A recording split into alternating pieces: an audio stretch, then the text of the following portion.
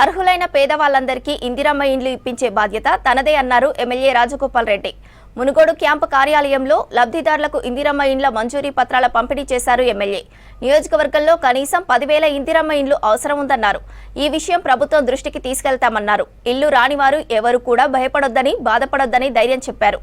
నిరుపేద కుటుంబాల ప్రజల సొంతింటి కల నెరవేర్చే వరకు పోరాడతామన్నారు. ఇళ్ల కేటాయింపులో పూర్తి పారదర్శకంగా ఉండాలని అధికారులకు సూచించారు ఎమ్మెల్యే రాజగోపాల్. ఇది రాజగోపాల్ రెడ్డి కాదు, మునుగోడు నియోజకవర్గంలో ఉన్న ప్రతి ఒక్క వ్యక్తికి ఈ ఇంటి మీద హక్కు ఉంది.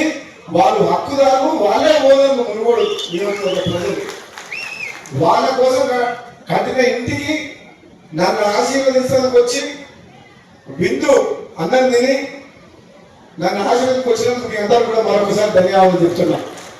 నిజంగా ఈరోజు చాలా మంచి రోజు.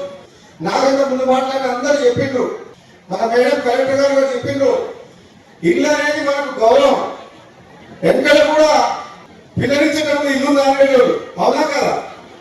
ఇల్లు ఉంటేనే ఇచ్చేటోళ్ళు, భూమి ఉందా ఇల్లుందా చూసేటోళ్ళు. పిల్లగాడు ఏం చేస్తారని తర్వాత అనేటోళ్ళు, పిల్లగాడు ఎటువంటి వాడు ఇంకా తర్వాత అనేటోడు, ఫస్ట్ అయితే ఇల్లు ఉందా అనేటోడు. రాత్రి పొద్దుకిలంగా ఎక్కడికైనా పోయినా సరే దావత్కు పిల్లల్ని కంటికి రెక్కలా కాపాడుకుంటూ దాచుకుంటుండే గూడే ఇల్లు. అది ఇల్లు. ఆ ఇల్లుతోటే ఆ మహిళకు అందం.